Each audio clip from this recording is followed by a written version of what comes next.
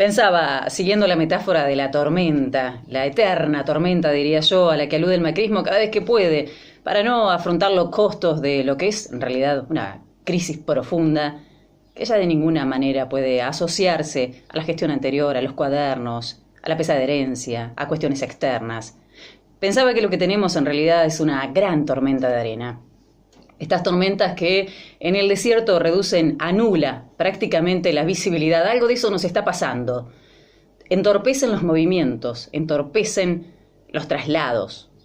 En escena la tormenta, detrás los dueños de la tormenta, los facilitadores, los damnificados, los que tratan de encontrarse en medio de tanta confusión y, por supuesto, siempre la esperanza de que termine cuanto antes. Recién entonces se van a poder evaluar la totalidad de los daños que se van enumerando, cuantificando de manera parcial en esto que es el mientras tanto. Cuentan que en esas zonas, en el desierto, donde se registran este tipo de tormentas tan severas, todo prácticamente se ve alterado. La producción regional es arrasada. Tan intensos suelen ser esos vientos que pueden llevarse la capa superior del suelo. Incluso cuando la tormenta ha pasado, permanecen los daños y las alteraciones en el aire y en el lugar un largo tiempo más. Esa tormenta es una buena imagen, me parece, para graficar lo que nos ocurre a los argentinos y a las argentinas. Hay una constante cortina de arena que cubre al Gabinete Nacional todo el tiempo, los invisibiliza. Invisibiliza no solo las torpezas, también sus mezquindades, sus decisiones verdaderamente inhumanas de administrar miseria para la mayoría. Para esa mayoría que le resulta una fauna extraña, incomprensible. Allí están los pobres, los laburantes, los jubilados, las personas con discapacidad. ¿Podrán siquiera imaginar lo que significa hoy ser pobre y tener una discapacidad en nuestro país? En estos últimos días escuché al menos a 2 referentes del espacio gobernante quejarse de cierto periodismo que tiene todavía la costumbre de preguntar y repreguntar, y que dicen tienen ideas políticas, así que claro, son periodistas militantes. Ser militante en estos tiempos en Argentina parece que es el peor insulto. Son estos funcionarios voceros, parte de un espacio político que llegó al poder prometiendo que no tenían ideología, que iban a gobernar sin ideología, si eso fuera posible. Solo presentaban en ese momento una suerte de discurso de pastor y la promesa de ingresar a un paraíso. Al poco tiempo de asumir, comenzaban con la estigmatización de los que se mostraban portadores de algún tipo de idea política, crítica, por supuesto, a su programa de gobierno. Allí empezó el asedio a los periodistas, a los laburantes del Estado. La grasa militante, ¿se acuerdan ustedes? Esteban Bullrich, exultante, hablando de la grasa militante. Yo creo que va a quedar para la historia. Una de las expresiones más despectivas para el movimiento de los trabajadores y para coronar lo que era el despojo de una fuente laboral de miles de argentinos. ¿Qué es hoy de la vida de esos miles de argentinos despedidos? ¿Te lo preguntaste? No hace falta aclarar que la objetividad de la que hablan en las universidades y la objetividad que están pidiendo estos sectores, quiero pensar que las universidades en realidad ya no la presentan como tal, no existe. Y es muy sencilla la respuesta. Todos tenemos intereses, todos somos políticos. Lo que se pregunta y también lo que se deja de preguntar es un acto político. Lo que se dice y lo que se calla es un acto político. Y quien lo niega o quien se presenta como imparcial, sencillamente no debe poder decir qué intereses representa.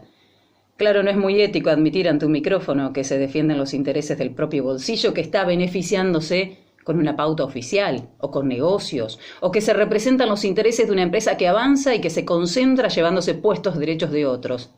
Claro que no vamos a esperar eso. Por eso hay que saber leerlo.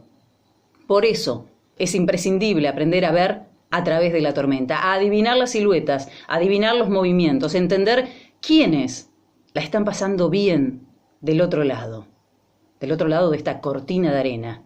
Mientras al resto la arena se le incrusta en la piel. La cortina de las últimas semanas, que está confeccionada con las fotocopias de los cuadernos, parece no tener fin. La verdad, nadie pensó que podría ser sostenida tanto tiempo. Veremos, eso sí, en 2019 si realmente fue redituable en términos políticos o si solamente sirvió para llenar páginas y horas de aire, evitando, por supuesto, tocar otros temas importantes. Más allá de los medios socios, los sostenedores políticos de esta cortina no gobiernan, pero son absolutamente serviles. Están supuestamente en un lugar estratégico para apaciguar los males que nos aquejan. ¿Podrían hacerlo? Sí, en cierta medida podrían, pero especulan y algunos piensan ser garantes de este presupuesto 2019, que es la firma, la ratificación del aumento de la pobreza y el hambre en Argentina. Tendremos las argentinas, los argentinos, que ser hábiles y estar atentos, no tanto al discurso, más bien a los hechos. Es un gran esfuerzo, claro, pero hemos aprendido que las declamaciones enérgicas y con guiños a los laburantes solo son eso a veces, amagues. Los títulos, las promesas de un país nuevo. Ayer mismo el presidente Mauricio Macri, ante el B20, decía que el país pasa por una gran transformación, que estamos en una base sólida, que todos estos esfuerzos van a dar resultados. Sí, claro, ¿para quién van a dar resultados? Todas estas afirmaciones tienen que ser contrastadas con lo cotidiano, con ese pibe, con esa piba, con ese viejo, con esa vieja que te cruzas en la calle todos los días, en cada cuadra, cada vez más, vendiendo chucherías para comer, limpiando vidrios, durmiendo descalzos, tirados en un colchón sucio, en la vereda, en pleno centro. ¿Los ves?